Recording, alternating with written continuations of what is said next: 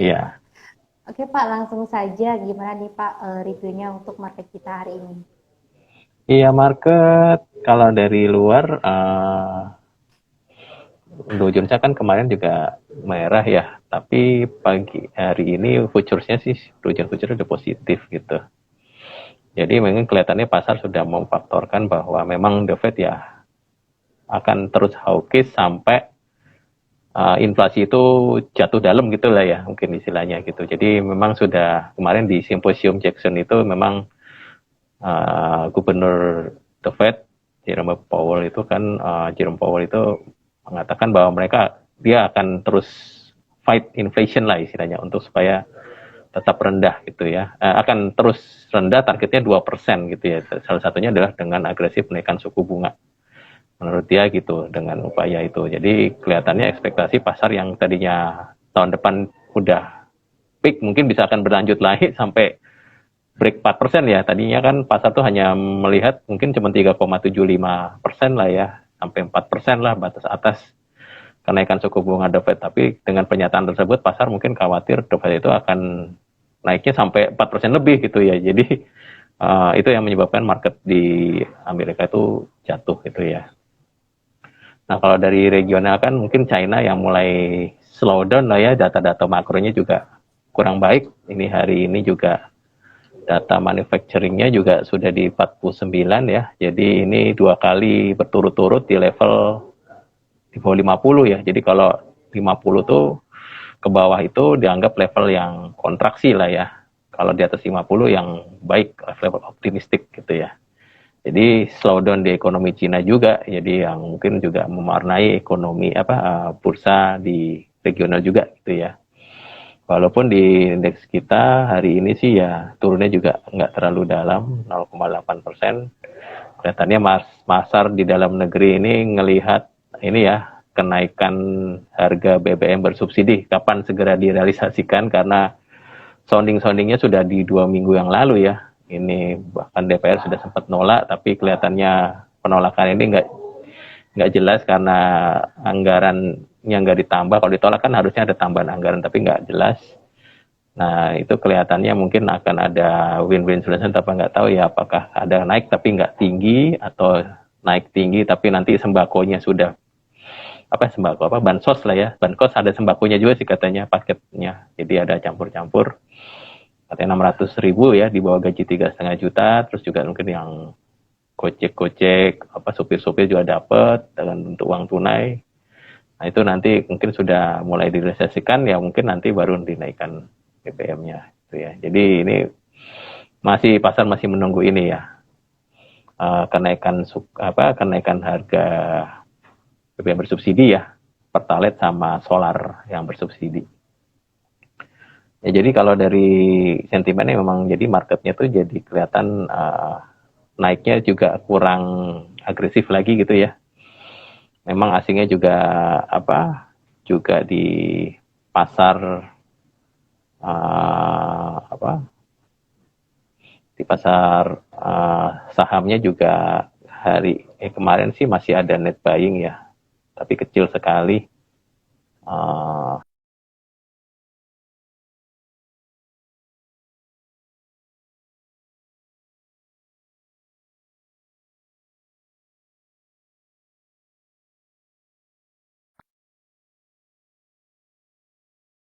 ya mungkin itu sih view update dari saya kondisi market hari ini.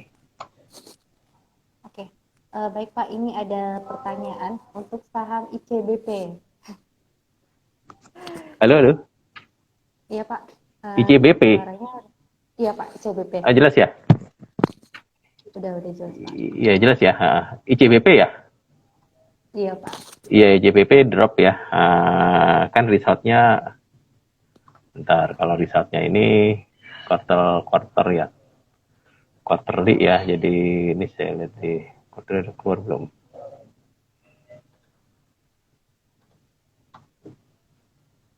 Oh, memang angkanya jauh banget ya di quarterly. Dia punya laba hanya 155 miliar saja tuh di Iya, 150. Sebentar. Net income-nya, malah loss ya. Jadi dia di kuartal kedua itu dia rugi 10 miliar, di kuartal pertama 1,95 triliun untung gitu ya.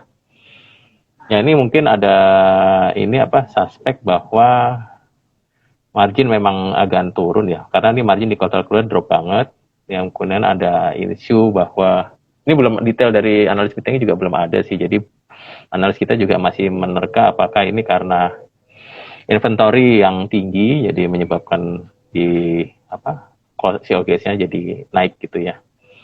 Nah itu masih ini penduga ya. Jadi karena belum ada pernyataan dari manajemen, tapi so far resultnya itu jauh ya di bawah ekspektasi dan hanya 30% dari target kita ya, target analis kita secara full year ya. Jadi jelek banget resultnya. Tapi biasanya sih biasanya Indofood itu bisa mengkantor ini. Biasanya nanti kalaupun karena misalnya cost mungkin nanti di kuartal ketiganya dia bisa turun atau apa ya. Jadi seolah-olah itu tercover lah ya kuartal keduanya yang rugi ini gitu ya. Jadi kita masih nunggu sih dari manajemen pernyataannya kenapa kok kuartal keduanya jelek banget gitu ya resultnya. Nah itu ya yang membuat sentimen ke IJBP itu turun gitu ya sahamnya ya hari ini ya. RB ya Pak. Iya, karena sentimen resultnya jelek banget dan belum ada resmi kenapa turunnya jelek banget gitu, kinerjanya jelek banget di kuartal kedua gitu ya. Selanjutnya Pak untuk saham S Hardware. Aces ini juga hampir sama ya. Dia slow down terus di sales store growth-nya itu turun terus gitu ya. Jadi karena lebih dipicu oleh kompetisi. Jadi memang sekarang banyak yang model bisnisnya tuh mirip-mirip kayak dia juga gitu. Dan bahkan di daerah-daerah juga bisnis yang model-model dia jual kayak apa aja ada gitu ya. Jadi bahan kebutuhan rumah tangga, dari kompor dan segalanya sampai yang untuk bahan raw material juga ada. Itu campur ya, itu sekarang udah model bisnisnya mirip-mirip tuh banyak gitu ya. Bahkan di daerah-daerah. Nah, yang menyebabkan ini kinerjanya nggak bagus gitu ya untuk S Hardware. Nah, kita sendiri kan kalau nggak salah sudah rekomendasi ya untuk analis kita itu sell, kalau nggak salah dia sell untuk Aces Hardware.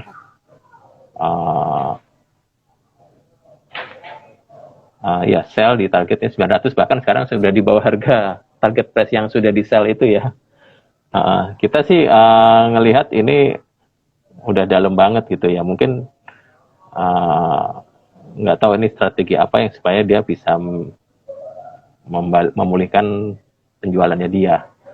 Kita sih masih sell gitu ya. Jadi sampai saat ini masih sell dan tapi target price-nya sudah di bawah target price. Jadi mungkin akan ada potensi downgrade lagi. Karena memang kinerjanya jelek sih, sales same store growth-nya. Itu sih. Gitu. Ini Pak ada yang bertanya untuk sektor batubara. Oh, batubara ya, sektoral ya. Ya kalau ini ya sektor batubara masih oke lah ya. Jadi kan karena musim panas ya, drought di China itu menyebabkan harga batubara thermal yang kalori tinggi itu masih di atas 400 ya. Sekarang 414 ya. Itu di atas 6.000 ya. Nah, sebenarnya di Cina tuh hanya butuh yang kelas kalori rendah gitu ya. Nah, kalori rendah itu kita ada Adaro, ada PTBA gitu ya, itu yang jualan kalori rendah. Itu bisa ekspor ke Cina tuh, bantu lah ya. Karena musim panas ini kan menyebabkan yang hydropower-nya Cina nggak bisa jalan. Karena kan kering ya, sungainya kering. Jadi hanya tergantung dari nuklir sama batu bara. Nah, kalau nuklir kan gimana ningkatin kapasitasnya? Paling cepat ya batu bara. Batu bara yang lebih cepat menaikannya. Jadi ya akhirnya ngambil dari luar, import dari luar, termasuk ya mungkin diuntungkan adalah Indonesia. Nah setelah drought ini selesai nanti ada lagi kan musim dingin gitu di China lagi juga. Jadi tetap sampai akhir tahun saya rasa harga batubara masih akan tinggi in the short term ya sampai Desember. Tapi setelah itu saya nggak tahu apakah ini akan tetap tinggi karena memang ya sekarang ini kan trennya orang adalah renewable energy gitu ya. Jadi target pemerintah kan renewable energy itu akan memberikan kontribusi 25% terhadap total energi secara total ya di 2025. Itu target pemerintah gitu ya. Bahkan 2060 udah nggak ada lagi tuh yang namanya coal. Semuanya zero emission ya. Jadi renewable-nya bisa makan kontribusi akan lebih besar di 2060. Nah, 2025 itu baru 2021 itu baru 15%. Jadi butuh banyak ini untuk orang encourage membangun PLTU bertenaga surya, bertenaga hidro, sama yang satu lagi bertenaga uap ya. Panas, energi panas geothermal. Itu dibutuhkan 7.000 megawatt gitu ya. 7.000 megawatt itu sementara itu besar sekali, sekarang baru 11 ribuan gitu ya. Itu banyak banget gitu, dan memang masing-masing ini biaya investasinya mahal gitu ya. Renewable itu investasi mahal 2 kali lipat, bahkan 2 sampai 3 kali lipat dibandingkan investasi di coal gitu ya. Jadi in the long run memang coal ini akan bersaing dengan renewable energy gitu ya, memang sudah dicanangkan oleh pemerintah. Jadi kalau ini jadi semua, itu coal memang harus turun, udah nggak ada permintaan lagi coal itu. Tapi in the short term memang lagi menarik gitu ya, menarik ya karena harganya bagus. Dan memang saya lihat PI-nya ya nggak kemana-mana, 45 memang murah gitu, kelihatan murah. Tapi in the long run ya memang murah karena investasinya sudah menghargai itu dengan murah, karena kedepannya akan bersaing dengan renewable energy gitu. Gitu. Jadi short term saya lebih baik ketika ada koreksi ya buat trading aja gitu. Tapi buat trading aja, tapi untuk simpen sampai jangka panjang saya nggak menyarankan itu, karena semua dunia itu sekarang udah arahnya ke renewable energy gitu. Oke. Ini Pak ada pertanyaan untuk sektor CPO. Kenapa? Untuk sektor CPO Pak. CPO ya, kalau halo? Ya CPO juga ya ini banyak regulasi yang mempengaruhi dia gitu ya. Jadi dari larangan ekspor, pajaknya dipotong, sekarang ada pajak lagi. Jadi market ini bingung gitu loh sama ini ya. Itu pertama, dari regulasinya banyak ngatur gitu di bisnis ini, di industri ini banyak ngatur. Pajaknya sempat gede banget, 30% dari harga dari harga jualnya itu kena pajak gitu loh. Jadi ya orang males lah. Gitu ya.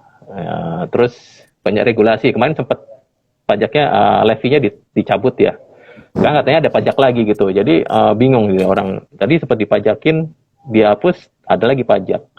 Terus yang kedua sempat ya volume kan sempat banyak dibatasin itu ya, ekspor, sempat akhirnya harga tandan segarnya FFB-nya itu jatuh kan ya, petani kasihan rugi gitu ya, karena si millsnya nggak mau beli lagi dari petani karena udah banyak stok.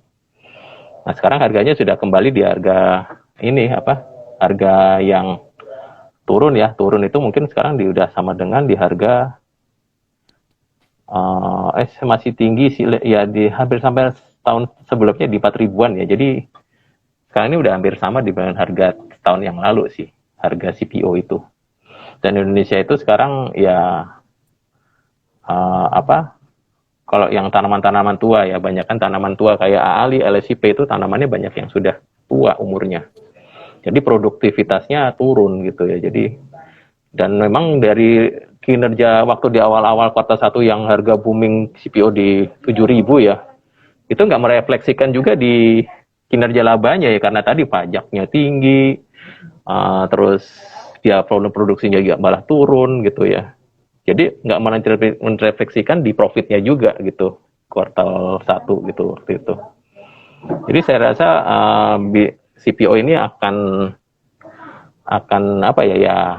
lebih banyak volatilitasnya karena macam-macam ya, dari intervensi regulasi, dari produksinya yang sudah tanaman tua ya, kayak ALI sama LSIP itu sudah tua tuh. Nah, yang lain sih ada yang muda-muda juga gitu ya, tapi overall kan yang memang besar tuh kan LSIP sama ALI. Ya itu jadi produksi turun ditambah lagi ya fluktuasi harga juga dari luar. Nah ini harga CPU malah nggak naik-naik ini dari udah lama nih, udah sebulanan kali ya. Sebulan ini udah nggak naik lagi di 4.000 terus ya. Jadi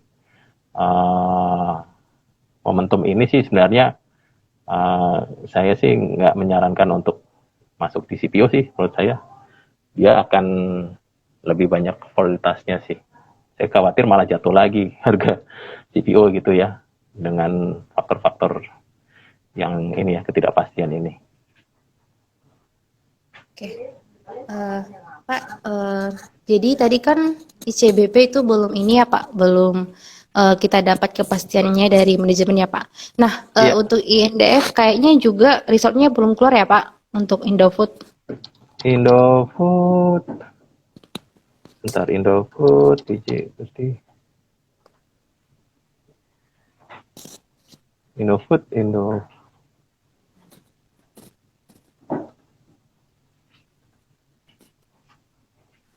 Iya, Indofood belum keluar itu. Di Indofood belum keluar, di Bloomberg ya. Jadi IJPP doang di hari ini. Indofood belum keluar. Biasanya barengan, ini nggak tahu tuh. Iya Pak, untuk ICBP tadi, kalau menurut saran Bapak, kira-kira sekarang untuk invest wait and see dulu atau gimana Pak? Atau udah bisa masuk sekarang? Oh, kalau fundamental sih kita tetap masih rekomend sih ICBP gitu ya. Saya rasa ini lebih karena short term sentimen aja di kuartal kedua kok anjlok ya, dan belum ada pernyataan dari manajemen gitu ya. So far dia selalu bisa pass on ketika memang harga jual naik ya, selalu pass on terus gitu ya. Jadi nggak usah, ya memang sentimen negatif ini, tapi saya rasa ini kuartal ketiga dan kuartal keempat mungkin akan dikompensasi dari penurunan margin ini gitu ya. Iya, jadi saya rasa untuk ICBP bisa akumulasi sih, bisa akumulasi. Ya kalau masih ini saya khawatir nanti ternyata pernyataan manajemen itu cuma karena short term, itu bisa naik lagi tuh. Jadi ketika ini sekarang lagi turun sih bisa akumulasi sih. Dan ini termasuk saham favoritnya Maybank juga, jadi kita masih rekomendasi buy sih untuk ICBP. Di target price-nya di target price-nya di Maybank di 12.000 gitu ya. Masih upside-nya masih banyak. Oke, gitu ya Mbak Fitri. Jadi kita masih rekomendasi beli untuk ICBP-nya. Ini Pak, satu pertanyaan terakhir. Untuk BUMN karya konstruksi ke depannya bagaimana Pak dengan fundamental perusahaan, baik laba maupun beban utangnya? Ini kalau suku bunga naik sih saya rasa berat ya untuk sektor konstruksi, karena dia ini kan untuk mendanai modal kerjanya ya pakai utang gitu ya. Jadi mereka udah suntik ada beberapa yang reg issue kayak Adikarya mau ini ya kuartal 3 ini, nanti pas kita juga gitu ya. Yang dari sisi permodalan yang kuat sih memang PTPP sama Wika gitu ya. Memang utangnya relatif rendah gitu ya. Kalau nggak salah PTPP bahkan di bawah 1 kali terhadap equity-nya. Jadi kuat lah ya. Yang menjadi masalah adalah pertama adalah ini raw material kan naik semua tuh di konstruksi. Jadi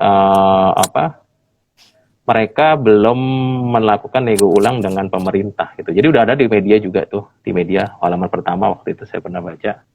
Jadi mereka sedang nego dengan pemerintah untuk menegosiasi nilai kontrak yang lama untuk direnegosiasi karena kenaikan harga raw material. Jadi kayak semen, besi, aspal itu udah naiknya banyak. Aspal tuh naiknya 50%, semen bisa naik, kalau Indosemen kalau nggak salah 20% udah naik. Belum besi bisa 10%. Cat itu kalau nggak salah 10% juga sampai 15%. Jadi semua naik lah di atas double digit gitu ya. Nah sementara dia kan kontraknya kontrak lama tanda tangannya. Nah ini belum ada renegosiasi dengan pemerintah lagi untuk semester kedua. Jadi semester pertama itu mereka yang tanggung nih kenaikan eskalasi cost-nya. Kayak Adikarya gitu ya. Ini Wika baru keluar juga jelek juga tuh marginnya. gitu ya. Jadi Wika baru keluar juga resultnya, marginnya juga jelek juga. Sebentar ya, nggak kelihatan di sininya. 68, iya cuman langsung di profit aja sih, tinggal cuma 68 miliar, jatuh banget itu rasanya marginnya, karena dari 190 miliar jadi 68 miliar profitnya. Saya rasa karena kenaikan eskalasi cost juga gitu ya. Sama itu kayak Adikarya juga. Jadi market ngelihatnya ini sekarang mampu nggak industri ini mengeskalasi cost dengan nego ulang dengan pemerintah gitu ya. Ntar pemerintah lagi pusing kenaikan BBM ini. Dana budget buat ini ya, buat subsidi ya gitu ya. Jadi apakah ini ada regulasi dengan pemerintah gitu ya. Ini yang menjadi ini sih. Kalau memang bisa pass on sih, saya rasa semester kedua bakal bagus gitu ya profitnya. Itu aja sih, jadi game changer untuk sektor ini. Apalagi tambah reg issue gitu kan, Adikarya reg issue, Waskita juga akan reg issue. Nah, jadi nanti pasti marketnya akan minta diskon nih, kalau terlalu mahal juga nggak laku gitu ya.